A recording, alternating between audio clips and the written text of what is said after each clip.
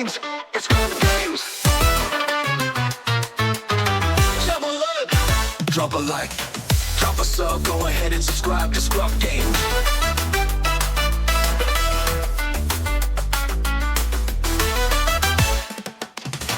Drop a like, drop a sub, go ahead and subscribe to ScrubGames. How's it going, Scrub Gamers? Welcome back to another video here at ScrubGames, and today we have the next installment of my Understand How to Build series, where we go over all the leaders in a given set to help you understand how to build them to suit you and your playstyle. Now, we've covered all the other ones, now on to the last one, and that is Han Solo, because this week we're doing and covering the 2 Spotlight deck leaders. So if you're interested in Han Solo, stay tuned, and also don't forget, you can always like, comment, and subscribe to keep updated with my videos as and when they drop. And also, you can click that notification bell to get alerts when my videos do drop, so you can watch them there and then or a later date. Because we are on the way to 2,000 subs, we're just under 200 away, and every little bit helps. So without further ado, let's get into understanding how to build Han Solo. So, first thing we're going to do is start off with the leader, because Star Wars is a leader-based game, and you can't really play without one, because they're going to be what you usually build your deck around, and some of them are very generic, in that they can play in any sense of the word, any way. Or they're very specific on a certain situation or like trait or things like that. And Han Solo, he is pretty generic, but he does have a sole focus, and that is on odd numbered cards or odd cost cards, because that's what his effects kind of resolve around. Because when he's in the leader area, his effect is an action where you tap him to reveal the top card of your deck and then attack with a unit, so pretty good. And then if the revealed card and that unit have different odd costs, that unit gains an extra +1 for this attack. So there's a way to kind of attack with a little bit of a power boost, which is pretty cool, but it requires having different odd costs, and it's got to be odd. It can't be even, just different costs, it's got to be different odd costs. The nice thing about this is you get a look at the top card of decks, you know what you're going to draw into, so you can know if you've got some cool shenanigans with other cards as well. And yeah, it's a pretty nice one. He also does incorporate a new deploy of deploying as both a ground unit or as an upgrade on a friendly vehicle without a pilot. So being able to have different ways to kind of deploy is pretty cool. And he does deploy at 5 resources, so pretty early, which is quite cool, and gives him a few with the odd cost stuff. Now, I did say that he focuses on odd cost because he also does that when he deploys as well, because he's got an effect when he deploys as an upgrade, but not as a ground unit. So if you do deploy him as a ground unit when you hit 5 more resources, which is turn 4 or sooner if you do ramp, then it comes down as a 3/7 with no effect. So just a 3/7 beat stick, that's it. So pretty good bulk in his health, but a decent amount of attack. But then if you deploy him as an upgrade on a friendly vehicle that doesn't have a pilot on, then you make that unit a leader unit, and then it gets the effect of when deployed as an upgrade, for each friendly unit or upgrade that has an odd cost, you ready a resource. So essentially you get to untap a certain amount of cards, depending on how many odd cards you're going to have. Now, at the very minimum, you're going to get 1, because of Han Solo being an odd costed upgrade, because he's 5 cost, because that's when he deploys. And then it depends, you can get more depending on what you've got on board. So if you've got a fair few, you can get a fair few untaps. If you've got a few, you can get basically just a few, but you're going to get a minimum of 1 at the very least, because of Han Solo. So you got a way to kind of extend your deploy, make your deploy turn, extend your amount of things you can play, because you can untap quite a few resources. And if you go wide with an odd number board, you can potentially get a lot back. So you can play a lot of things when it comes to this deploy. And since the deploy is free and doesn't require resources, you can play things out first, then deploy, untap more, and then play more things, which is pretty cool. And he also does incorporate the Rebel and Pilot traits. So Pilot is just basically a trait that's on units that can pilot. And Rebel is a pretty good one. We've had since the beginning of the game, and has quite a bit of support. So you've got some good support in the Rebel trait there. So that is basically a leader. So he's got to focus more on odd cost card, and he can give you, some attacks with a bit of a boost. And also, on his deploy turn, allow you to play quite a few things depending on how many odd cost cards you have on the board.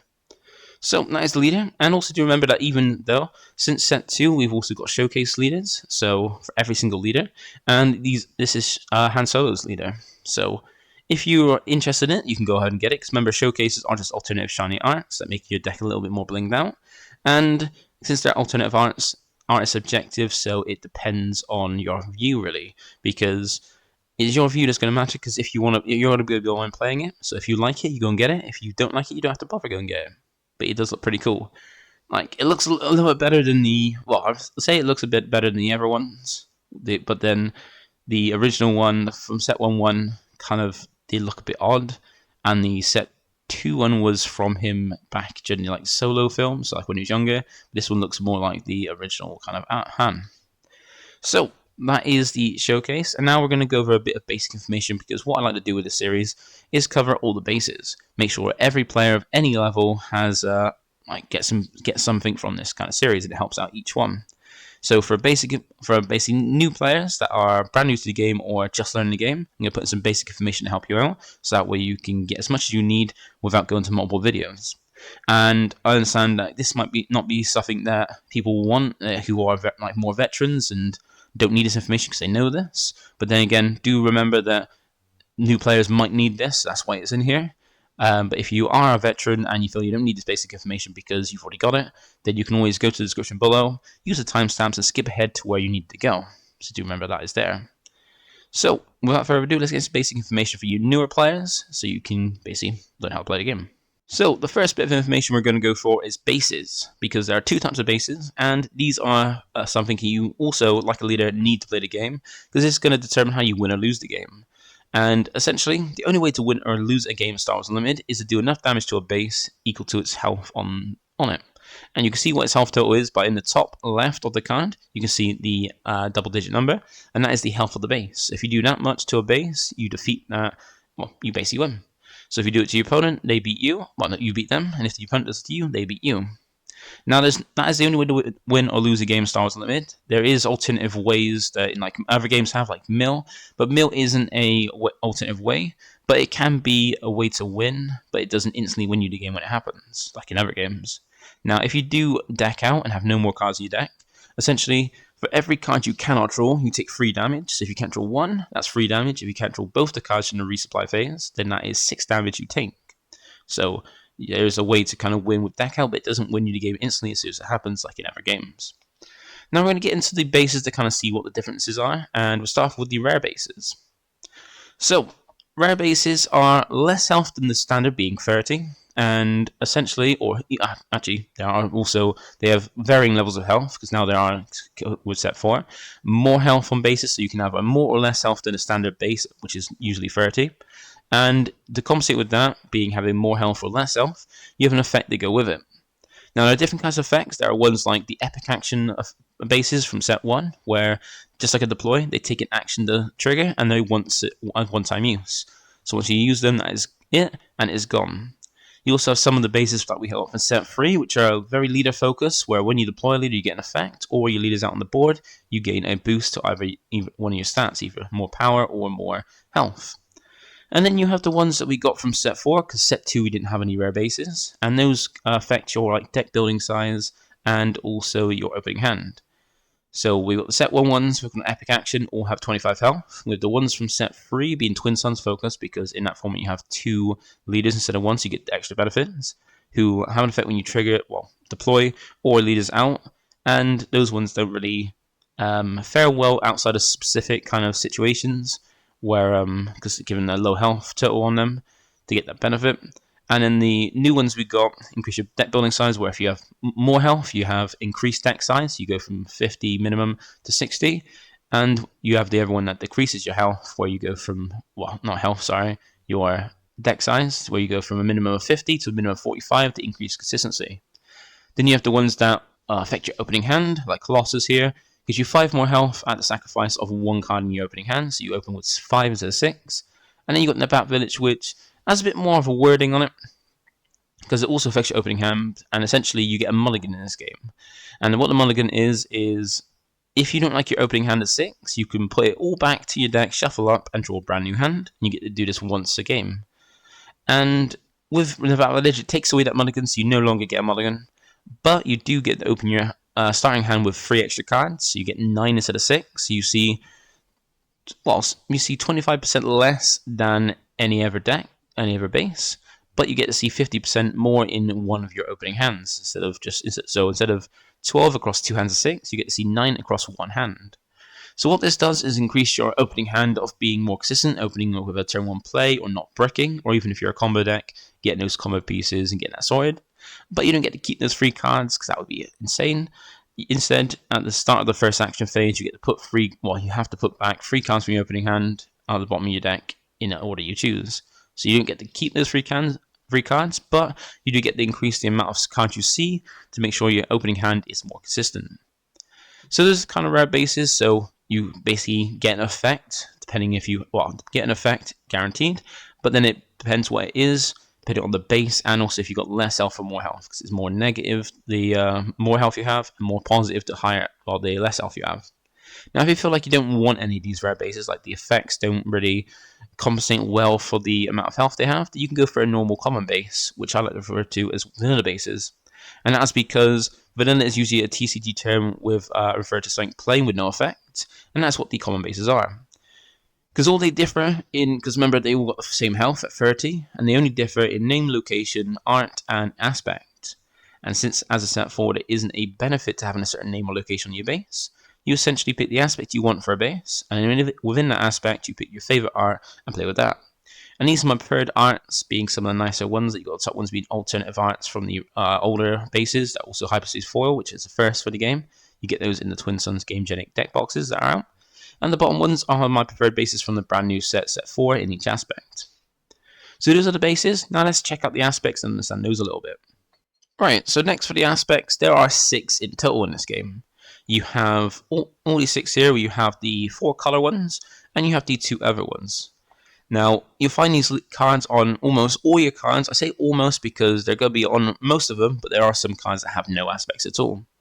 Now, you'll get always 2 on your leader, being one of the color ones, one of the other ones, to show if they're from the good or bad side. And also, you'll get the color ones on your bases as well. Now, let's kind of get into what each of these aspects are, because they have a different way to play, and they all kind of have a different focus of playing. And in one of these aspects, you might find the kind of way you like to play, so we'll see if any of them appeal to you. So the first one, we're going to start off with the first aspect being Vigilance, which is the blue aspect. Now, this is an aspect that plays defensively, giving you the ability to heal damage, remove dangerous units from play, and also protect your base from enemy attacks. Now, this aspect is perfect for players who like patient playstyles that can endure even the deadliest of assaults. So if that sounds perfect for you, then Vigilance could be one that you do pair up with Han. And then the next one we've got is the Command aspect, which is also green. And this is the ramp aspect. So if you played a game where you need kind of things like resources or mana to play cards, this is a way to kind of, like all those kind of games, we usually have a way to accelerate, ramp them up, and that is Command. Because this aspect allows you to accelerate your resources, and also call upon lots of units or strengthen the units you already have in play. And it's the aspect of choice for players who want to overwhelm their opponents with a massive board presence. So if you like that, like ramping up, increase your resources to play out bigger things quicker, or even play out loads of things sooner, then this could be the perfect aspect for you to play, and a good one to pair with Han. That brings us to the next one being Aggression. Just like the name suggests, it's a very aggressive aspect, because with this aspect, you could attack with the maximum efficiency and dish out loads of damage, and it's a great fit for players who prefer fast-paced, fiery play styles that can break through their opponent's defenses and hurl themselves towards victory at any cost. So if that sounds like you, and you like the very aggressive playstyle, Aggression could be a good one to pick. And that brings us to the next one being Cunning, which good thing is if you like this one that we're going to go over, it's already on hand, so you've got that equipped there. And this aspect allows you to adapt to any situation on the fly with powerful immediate effects, and has lots of tools for disrupting your opponent's game plan. Now, this aspect is perfect for players who prefer to quickly respond to threats, and also have an answer to almost anything your opponent could throw out their way. So if you like that, to be able to respond to anything quick, or like play an aspect that's like a jack of all trades, then Cunning is a perfect fit. And if you do like this one, remember, Han has it. That brings us to the Ever 2. So these are the ones that are quite unique, and we'll go over the reason why. And that is because this one is Villainy, so it's the black aspect, or I think it might be purple. It's kind of unsure. I think it could be purple, but it's mostly referred to as black. And this aspect is about battling for ultimate power with cards that feature the antagonists of the Star Wars series. Now, it's perfect for it's perfect fit for players who want to play and command huge armies, and also wield powerful destructive effects. And a unique thing about it is it's often paired with another aspect on a card, like we see with a leader, having 2 aspects being one of these. And then we have the other one being Heroism, and this is the other one that Han has. And this aspect is about fighting for peace and justice with cards that feature the protagonists of the Star Wars series. Now, it's a perfect fit for players who want to want their cards to support each other and protect each other while pressing the attack. And it's similar to Villainy in that it's often paired on another aspect card, like how you got this with Cunning on hand. So those are the 6 aspects, and hopefully that's helped you understand what they want to do and kind of helped you see if there's one that kind of appeals to you, kind of how you like to play. And remember, since you have a leader and a base, and you have 2 on your leader and 1 on your base, it's going to give you 3 in total. That means you're going to have one of 4 different aspect combos when you pair a base with your leader. And as for combos, aspect combos are here. So with a blue base, you get access to yellow-blue, green, yellow-green, red, yellow-red, and if you go for a yellow base with Han, that gives you access to double yellow. And what that means basically means if you sacrifice a whole other aspect to get access to some double yellow cards, and we'll see those ones in a bit. Now, before we move on to the next part, we need to also go over the aspect penalty, because this is an important part of Star Wars Unlimited. Because essentially what the aspect penalty is if you go to play a card, and any of the aspects on the card do not match what's on your leader and or base, you have to pay an extra 2 on top of that card's cost to play it out. So, while you can put any card in your deck, unless it's suspended, which there's currently 2 leaders, and then 2 other cards being Triple Dark Raid and also DJ, you can put whatever card you want in your deck, but then the aspect comes into play when you actually play those cards.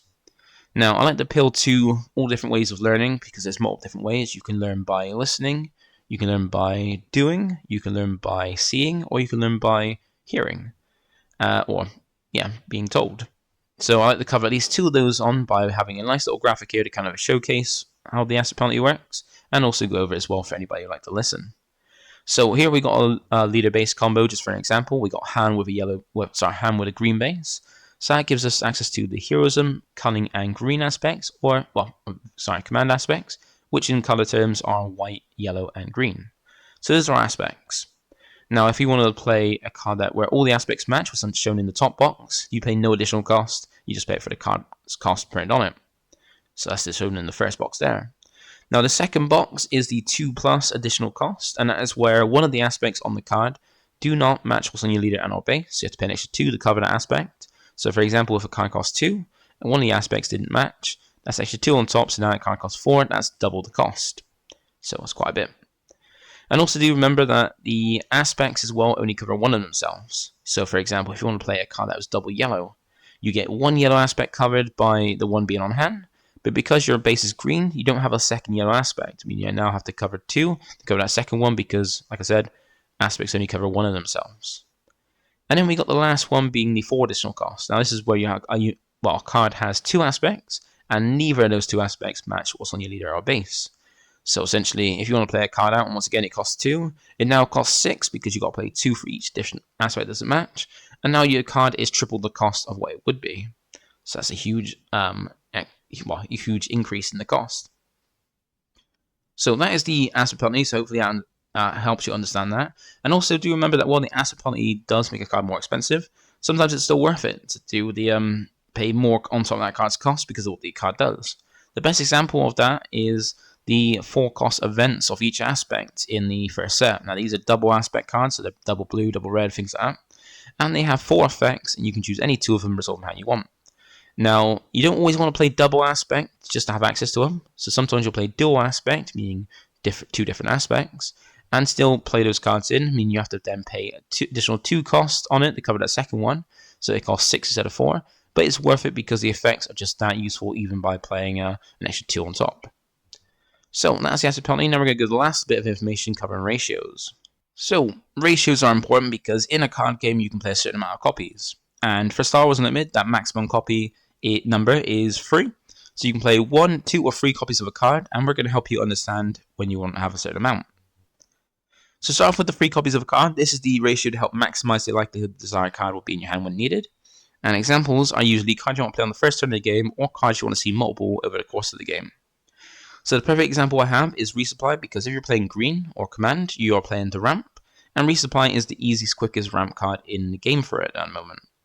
Because what it does is essentially, for 3 resources, which is early as turn 2, it put itself into play as a resource, ramping you straight up by 1. So then going into if you play it as early as turn 2 and you're on 3 resources, you then go into turn 4 on 5 instead of 4 resources, meaning you've got 1 more than your opponent, and you can play more things or bigger things out.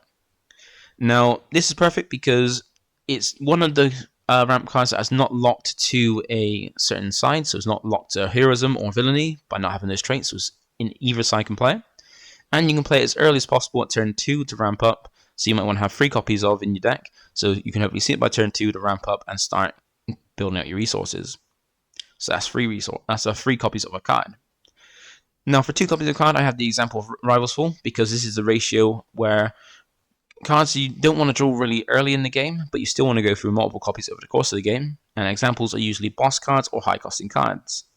Now, I use Rivals Fall as an example because it's a removal effect that can, a removal event that can remove any unit, and the nice thing about that is that sometimes when you get removal, sometimes it says non-leader, meaning you can't hit a leader with it, so it makes leaders a little bit harder to take out by effects.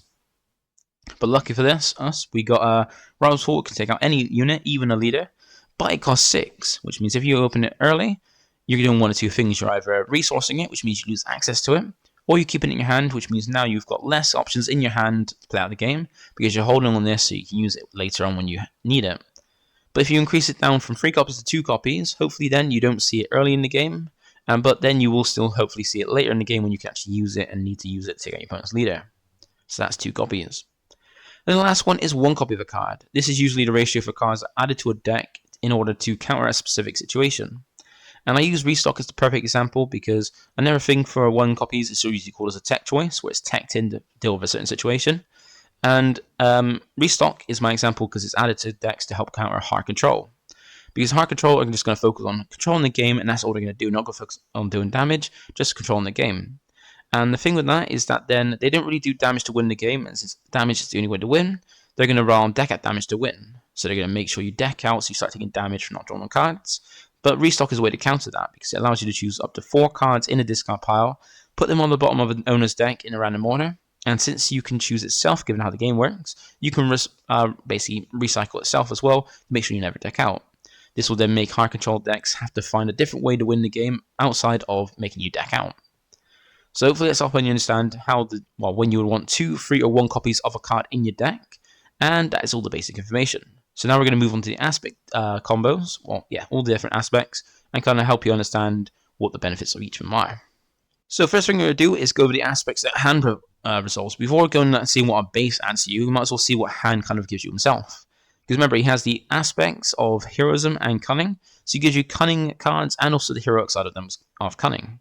And there's some pretty nice Cunning cards in the heroic side. You've got some pretty good ones you can start for turn 1 or early, which is Chopper, Cartel Turncoat, Ezra Bridger, and Millennium Falcon is pretty good examples. These are really nice in the fact that they're odd costs, so they go towards hands kind of focus of needing odd costs and different odd costs. And the ones that are pretty strong, like Chopper and Cartel Turncoat, are ones you can play on the early turns of the game to then have have an odd number on the card. So when you go to attack the next turn, you have an odd number on the board to attack with, and you can see what the top card of your deck is to see if difference and get that boost. And Chopper is really nice because when it attacks, it makes your opponent discard the top card of their own deck, and if it's an event that they discard, you get to tap 1 of resources, which is pretty nice. And if you control another Spectre on the board, it gains raid 1, means it swings for a little bit more. And then you got the Cartel Turncoat, which is pretty good, pretty solid for its cheap cost, but it does have a bounty where if your opponent defeats it, they get to draw a card. Or if it's defeated at all, your opponent gets to draw a card, which is not the best, but it's still, drawing a card isn't that impactful in this game, so it's not too bad of a downside. And then for Ezra and Millennium Falcon, these are pretty nice ones, because Ezra is pretty good. They're both good for his stats, both 3 cost, 3 4s, very good there, and they both have nice effects, whereas Ezra provides you some good traits, and also if he attacks and survives that attack, you can then look at the top card of your deck, and you can either choose to play the card if you have the resources, discard it if you don't want it, or leave it on top so you can draw into it next turn. So really good options there. And Falcon is a really good one because he comes out and ready to play the same turn, so you can make use of Hand's effect the same turn he's played on turn 2. And there's a downside to him just doing that, in that if you want to keep him on board, you have to tap down a resource if you want to keep him on board, otherwise you bounce it back to your hand. Now there are some other good cards as well, like there's some cards that are not really odd cost to help with hand, but they are even costs. So you got R2 and Ahsoka. These are pretty nice because R2-D2 allows you to dig through your deck to kind of help for a consistency piece. They'll dig through a few more cards, 3 cards on the top of your deck to find something else. And also is a good turn 1 play. And you got Ahsoka being one of the brand new additions, so it's really good, where it's not the best stats for its cost, but still pretty decent though. And when played, force your opponent to discard a card, and if they discard a unit card, you get these also on their card. So very good disruption, hand control, and board kind of tapping, which is cool. And then you got the Han Solo cards. So you got Han Solo's on number cost, which works well with the leader, and he's incorporating the new kind of mechanic of being an upgrade or a unit, where you can be as a ground unit with ambush 4 or 5, or you can be a pilot on unit, and if that and attack with that unit when you upgrade it. And if it's a Millennium Falcon, you can do the whole shoot first thing, where you do damage for the defender. Speaking of that effect, you also got that on the other hand from set 1. 7 cost 6/6, that ambushes, and also that does damage before the defender. I mean, you can take something out without taking damage back, thanks to that effect. And those are just a few of the good cunning cards you have in the heroic side. And in the non-heroic side, you have some pretty nice ones as well. Like you have some odd number ones like Greedo and Republic Y-Wing being good. Greedo like showcasing some good power, but very fragile. And if it's taken out, you can potentially do damage back.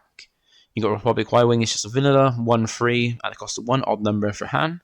And you also got some other ones like Boshek and Guerrilla Soldier as well. Guerrilla Soldier is a pretty nice one, where when it's played, you do 3 indirect damage to your opponent. And if any of that indirect damage you do to your opponent hits their base, you get it ready itself, so you can attack straight away and make use of Han to get that maybe a swing with a buffed attack. You also got Boshek, who comes in as a pretty solid ground unit, or can be piloted on as an upgrade on a vehicle. And if you do that, you get to discard 2 cards from the new deck. And if any of those cards are odd numbers, you get to add them to your hand. So you get to kind of gain more cards. If you're going for an odd focused deck, you're most likely going to gain 2 cards from that, which is pretty cool. And then you got Geonosis Patrol Fire, which is a pretty nice one. Nice disruption, odd cost, high costing for its stats, but you can always play out cheaper by exploiting. So you can always kill off something you've on board that's cheap to play us out, and even disrupt your opponent by bouncing back something that costs 3 or less back to its owner's hand, which is most likely going to disrupt their first turn play. And then you also have some really nice events as well, because there's some good events in Cunning. Like you got Surprise Strike to attack with a unit and give it an attack buff for 3 power. You got Waylay to bounce anything back on the board that's not a leader, which is cool. And you even got now there 2 of them for some kind of shenanigans to play out things a little bit earlier, like turns before they can actually be played. As long as you control only 1 unit, you can make use of this to bring out something else that costs 5 or less. Well, that costs 5 less and play it out a bit cheaper, as long as you only got 1 unit on the board and with the same trait. So that's pretty cool there. That's what Han kind of offers in its trait. So you got some pretty nice things that work well with this effect. Now let's see what we get when we get a base added to the mix. So before we see the other aspects, let's have a look at double aspect, because the thing with this, remember, is that you're sacrificing a whole other aspect to have access to these 9 cards here. I say 9 instead of 10 because DJ got hit and it was DJ got suspended and it was the ever technically double aspect card. So double aspect yellow gets 1 less card than the other aspects. And you got some pretty nice ones. You got some good, this could work pretty well with Han, because you got, as you can see, you got some odd costing cards like Bodhi Rook, Katina Bouncer, and Mandalorian for odd numbers that you can play out to make use of, and they're pretty good effects, and even some of the events are pretty nice as well. Now looking at this, you've got Bodhi Rook, Katina Bouncer, and Cunning from set 1, which are all fantastic cards, because Bodhi Rook and Katina Bouncer are both odd costs, and they have nice one plays, whereas Bodhi looks at your opponent's hand, and allows you to discard any non-unit card in your hands, any event or upgrade you can ditch from the hand. Pretty nice there, and solid stats for its cost. You then have Katina Bouncer, which comes down as like a version of Waylay with a body, where it comes down and bounces any non-leader unit back to its hand, which is very, very strong. And you got Cunning, which is very strong, because it offers you 4 effects, and all of them are good. Because you get to either return something that's 4 or less power back to its hand, give something extra 4 power, which is strong, exhaust 2 units, which is good disruption, or even make your opponent discard a random card from their hand, which is also incredibly strong. So it's probably one of the better of the double aspect events, and a very solid one if you do go double aspect. Now for set 2, we've only got a new Venture and Final Showdown that are legal still, because DJ got suspended, and they're not the best, but still quite decent. Like, new Adventure's pretty good, in that you can return a non-leader unit that costs 6 or less back to his owner's hand and play out for free. So as we saw with the Millennium Falcon that comes inactive, you can always swing with that, then bounce it back using this, bring it back out, and then attack again. So you can get a bit more of attack out of that, or even reuse some events like or some when-played effects like Bodhi and Katina Bouncer, which is nice. Then Father Shannon is a pretty good one. It's an all-in, like an all-or-nothing kind of thing, where it's a final gambit, because what it allows you to do is ready every unit you control, and at the end of this regroup phase, at the end of the turn, you lose the game if you don't win. So essentially, it's a way to restand everything to get that final push to win the game, but if you don't, you then lose.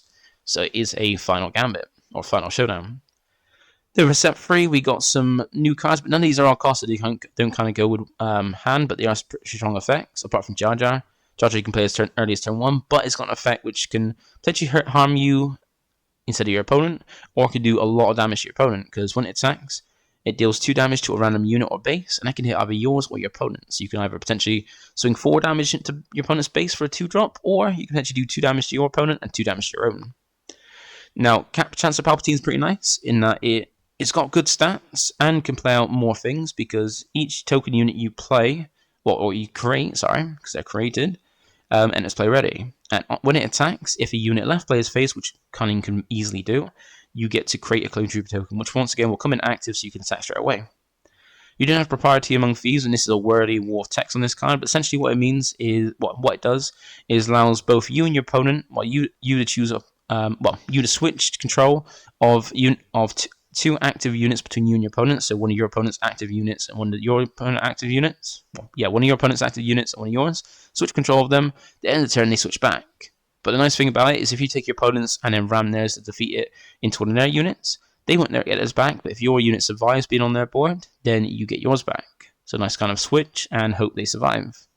And then you got the Mandalorian being a nice one because it incorporates the whole being an odd number for a hand, and also nice effects where it can be played as an upgrade on a vehicle to boost up, or as a ground unit.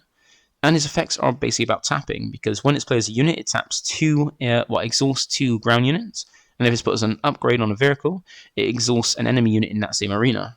Now you can either give a buff either way to play, but that's a very, very good card.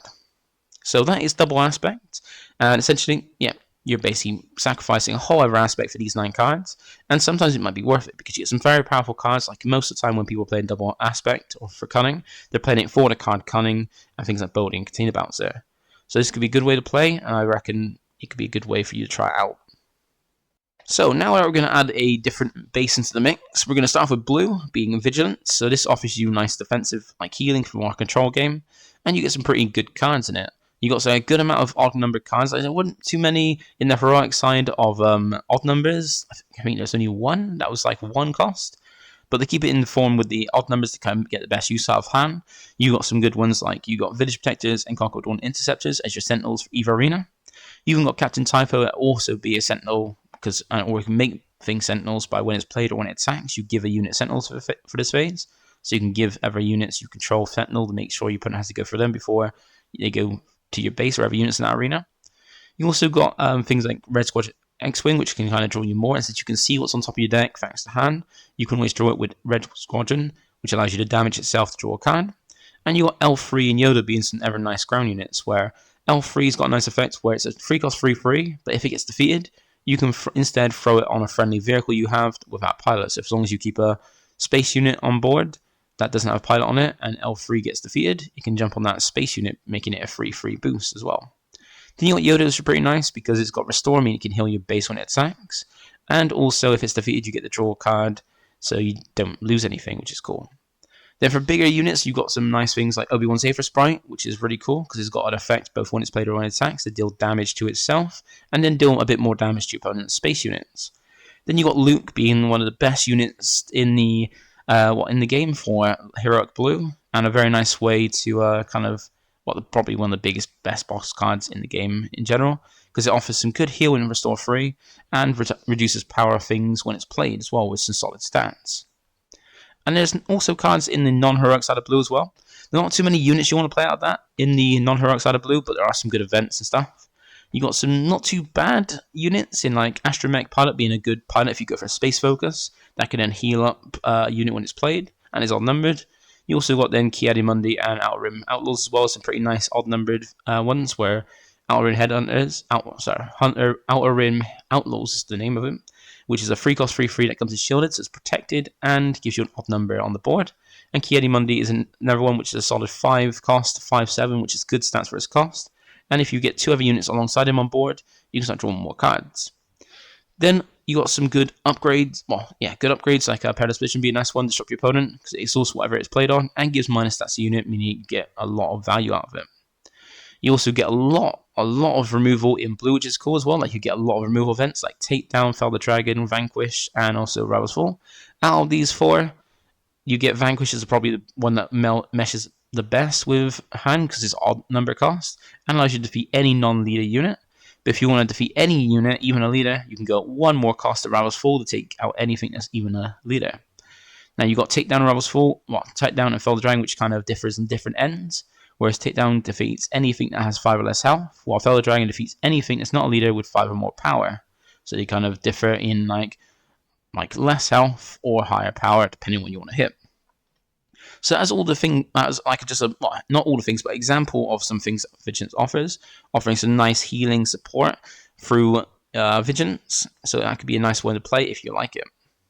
Next we have Command, and this is probably the one that benefits most from the, allows you to ramp up your resource to play out more things quicker, and also makes use of Hand's trait being Rebel.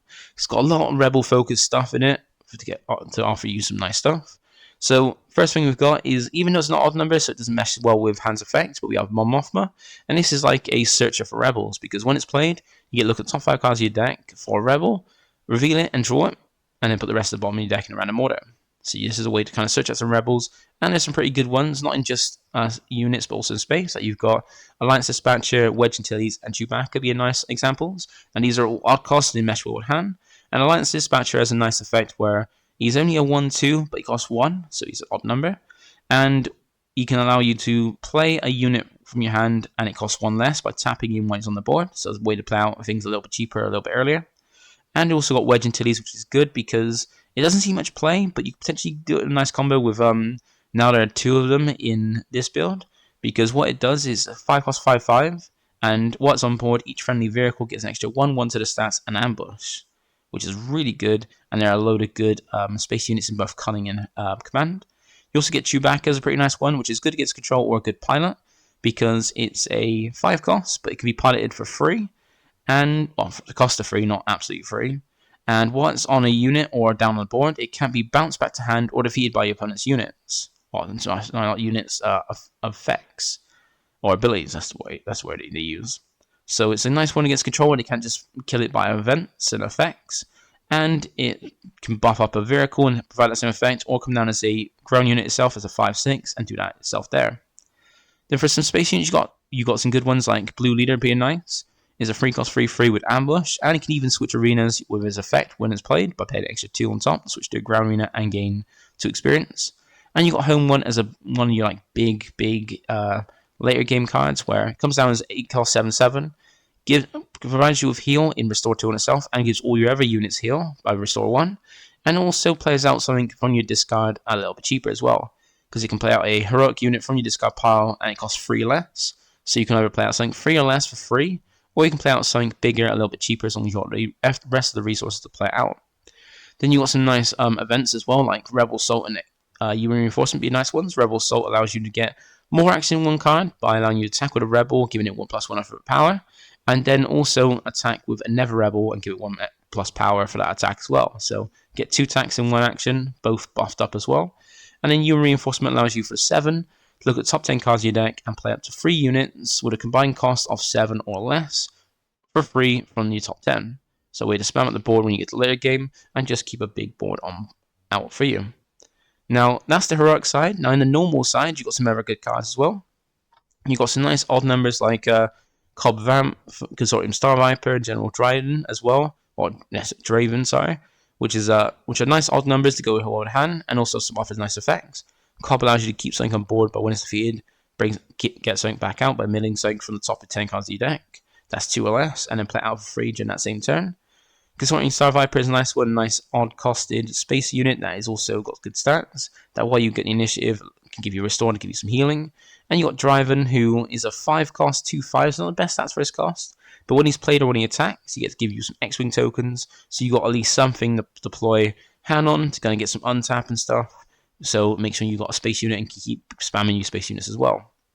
Then you got some like big units, even bigger units like Reinforcement Walker is a good example, as a big vehicle you could potentially deploy on, and also in the ground arena, which is something that's not seen often. And it's a 6/9 either when it's played or attacked, gives you an extra card, or mills the top card of your deck to essentially heal yourself for free. So you got good options with it there. And you got some nice events and upgrades as well. Like you got Treacherous as a nice, never odd cost card that you take when your opponent's free cost or less units and have it for yourself.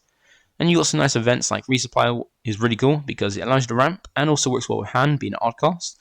And timely adventures are kind of way to like play out cards with ambush. You play it a little bit more because you got to pay for the cost of the event as well as the unit, and just give it ambush so it can attack straight away. And then you also got eject, allowing you to mess about with pilots, like eject things off. Like once you've dropped hand on a unit or on an upgrade and untapped and attacked with that unit, you can then hopefully eject hand off, so using the ground unit off that unit separate, so you got more units in general, and also draw a card as well. So if you like the look of some of the cards from Command, like the ramp up and some of these bigger units you can play, as well as the Rebel focus, Command could be a perfect one for you. And then lastly, we've got Aggression as our last kind of base we can have in a different aspect. So Aggression offers you some pretty nice stuff. Like you can be very aggressive and push out loads of damage for this, and you get some pretty cool things. Like you get a lot of odd costing cards as well that can kind of benefit you, and in events and also units. Like you got some nice upgrades like BB-8 and also Bigs, as well as like pilot ones, so they can play as units, which all costs for you to play out, or as upgrades on units to give you some benefits there. Now BB-8 is one that benefits from the resistance trait, but there's not many of them, but there are some good ones, and you can get some cool combos of them. Whereas Bigs, depending on what trait the unit, the space unit has, you can give it a benefit. So if it's a fighter, it gains overwhelm, so that's piercing. You can, if it's a transport unit, give it extra one health, so it's a bit bulkier. And if it's a speeder, which there's not many of that you see, it gives it grit, which has got a cool combo, but not really in its leader. You then got some ones you can bring out, like Cassian and Red 5. Cassian being nice because it's a solid unit, free cost, free 5 is pretty good stats. And you can always smuggle him out, so you can play him from your resources instead of your hand if you resource him, so he's not always lost if you do resource him. And if you do smuggle him from your resources, you then get the head and play him ready, so basically ready himself when he smuggles, so you can attack with him straight away. And because he's odd numbered, he can pair well with hand's actual effect. Then you got Red 5, which is pretty nice, which is a solid unit, solid stats, and when it attacks, you can deal 2 damage to a unit that's already damaged. And since you're in aggression where you can throw out damage, you can potentially make damage something, so that you can then go ahead and deal a bit more damage to finish it off with Red 5. Then with your bigger units that are costing, you got Poe and Waste Window, which are pretty nice. Poe is very good because he's got good stats for his cost, like 5 cost 6/6 is really, really good. And he's got a nice effect when he attacks to do more things depending on what you discard. So you can discard up to 3 cards and resolve up to 3 effects, which all have varying good options. And then you got Mace Window is one that can come down and attack straight away. He's like the light side Vader because it's a 7 cost 5/7 like Vader with ambush, but his effect differs from that after that. Because then when he attacks and defeats a unit, he can ready himself to then attack again. So you can potentially wipe out your opponent's entire board with this, or come down, attack, take something out, and then swing to your opponent's base afterwards. You also have some nice events, like if you want to be very aggressive, you've got 4 calls, I believe in, which can do up to 4 damage to a base, depending on the number of heroic units, heroic cards you've got on top of your deck, and then rearrange them on top of your deck in any order you choose afterwards. So a nice way to push more damage, which is a nice little bit of burn. And then you've got nice ways to kind of play out ships a little bit cheaper by having they hit that ship. And this is a 1-cost event that lets you play. Give your opponent 2 TIE Fighter tokens, which is 2 1/1s on the space arena, and then play out a space unit, a vehicle from your hand, and it comes out costing 3 less. So you can play out something 2 turns earlier in a vehicle, which is cool. So that's the heroic side, just for some small bits that you can get.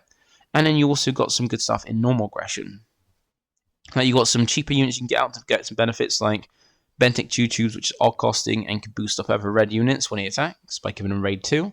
You got Relentless Gunslinger, which will also be smuggled, and also is a way to, one play does damage to each base with yours and your opponent, so you can kind of finish that last damage you might need on your opponent, or just play out something cheap, do damage and then attack with, and you can even use it by putting in your resources and smuggle out later when you need that one last damage to finish. You can do it by that burn damage there. If you do go for a vehicle focus, you have CaptainScrubsily, also an odd cost, so it works well with hand, and also gives all vehicles on the board an extra 1 power and overwhelm while it's out, so that's pretty cool and with solid stats to boot. And you got the same Fang Fighter as a nice way to kind of knock off upgrades, which is really cool as well, because when it's played, defeat any upgrade, even yours or your opponent's, but you're only going for your opponents, so knocking off those pilot leaders, or even pilots your opponent puts on their units. Not only that, but you got some good events and upgrades as well, like you got Hotshot Blast, which is really good.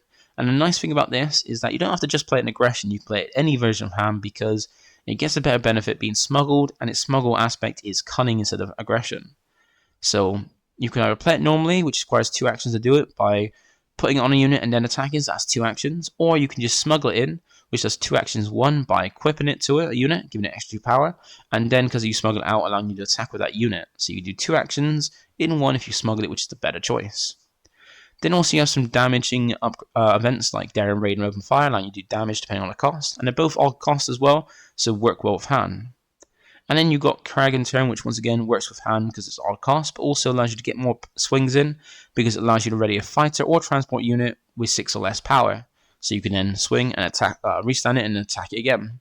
The nice thing about that is there's a lot of units with fighter and some good ones with transport, and all the Millennium Falcons are transport units, so you can get some good benefits out of those. And that is the look of aggression. So if you want to be very aggressive, which is a good way to play hand, you can always go with aggression to try it out. Also do remember that Heroism is on its own cards as well as partnered with other cards. So you can get cards that are just heroic as well as being on everyone's. And these are a good lot of ones that you can get for a good example.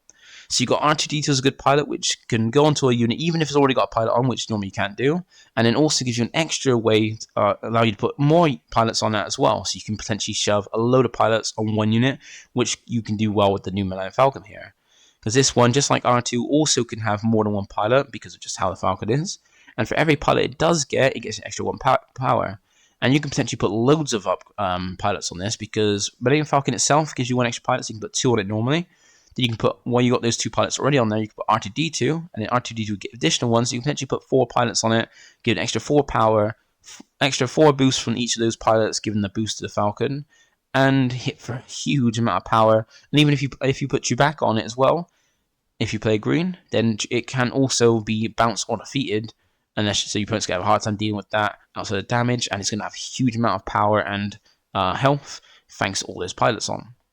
And considering that Han Solo has the benefit of Rebel, and there's a lot of good Rebel stuff in the heroic side, you got things like Wing Leader and Fleet Lieutenant as well, as to get a benefit from those traits, because Wing Leader, when played, gives 2 experience to any other friendly Rebel you control, so you can give it an extra 2 power boosts. And then Fleet Lieutenant allows you to attack with a Rebel unit, and if it's a Rebel, give an extra 2 power for that attack, meaning you can hit a little bit harder, and Solid stats to his own boost as well. And considering that Han can look at the top card of his deck for his effect, you can also make use of your My Only Hope, where if you use Han's effect to reveal the top card of your deck, and it's the alt card and it's the card you want to play off your My Only Hope, then you can do that, because what it does is allow you to look at the top card of your deck, and you can play it, and it costs 5 less, or if you only have 5 health remaining on your base, you can play it for absolutely free. So this is a really good card you can play in all different versions of Han, where if you see a card on top of your deck from using his effect, and you don't have to be able to attack to use the effect, you can just use the effect as an action anyway. And if you see a card on top of your deck that you want to play and can be played out cheaper from, or for free from your My Only Hope, you can go ahead and do that for some good plays, because usually this is a card that normally only sees played in Yoda, but Han can actually make good use of it as well. And then that brings to the last bit of the series being, well, the last bit of the video being my preferred aspects.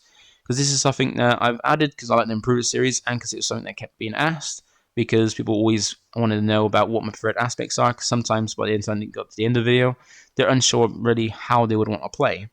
So I put my preferred aspects in so you can see if I were to play the deck, how I play it. And Han Solo does look pretty cool, and I am interested in it. I just need to figure out how I want to play, and how I would want to play it is either through playing Cunning with it for a lot of good Rebel support, and also ramping up the kind of build up. And you've got a lot of good odd numbers to kind of go with Han's effect through that as well, because like even Resupply itself is a card to ramp up, and also odd cost for Han. And you also got some good vehicles like Blue Leader and good pilots like Chewie. And also in this aspect combo, like we already talked over, you got the new Millennium Falcon that you can potentially play out, put on Chewbacca, deploy Han, and put R2 and another pilot on to make it an absolutely huge unit, and your opponent's gonna have a hard time dealing with. Since it can't, if it got Chewbacca on, it can be defeated or bounce, and having to deal with it by damage, which having a lot of health is going to be hard to do. And then you've got probably the other way I would play is with Vigilance being blue, because you got a lot of healing. I do love playing at blue decks because all the healing to survive a little bit easier, being able to like kind of take control, and a very controlling kind of way to play as well. Can make for a good way to play Han. And you get some good cards, like you get some good ships like Concord and Interceptors, giving you good Sentinels in the arena. And Red Squadron be able to draw through your deck. And then Luke Skywalker is probably one of the best cards in the game at the moment. And just be able to have that in your deck and it work pretty well with Han is really, really cool. So those are the aspects I would play if I played Han. And that is it for the video. So hopefully that's helped you understand how to build Han Solo to suit you and your playstyle, and understand all the different options you have and how you want to try it out for yourself. Now that is the end of this series for set 4, so we've covered all the leaders now, so this won't be back again until we get the next set, when we get the next set being Legends of the Force. I'm looking forward to that. It's probably my most hyped set of this game so far, because I love the Force stuff in Jedi, so I'm looking forward to that. But that is it, so thank you for watching. Feel free to like, comment, and subscribe. Also, do remember to help out if you do that, because we're on the way to 2,000 subs and we're 200 away. And I'll catch you in the next video. Bye for now.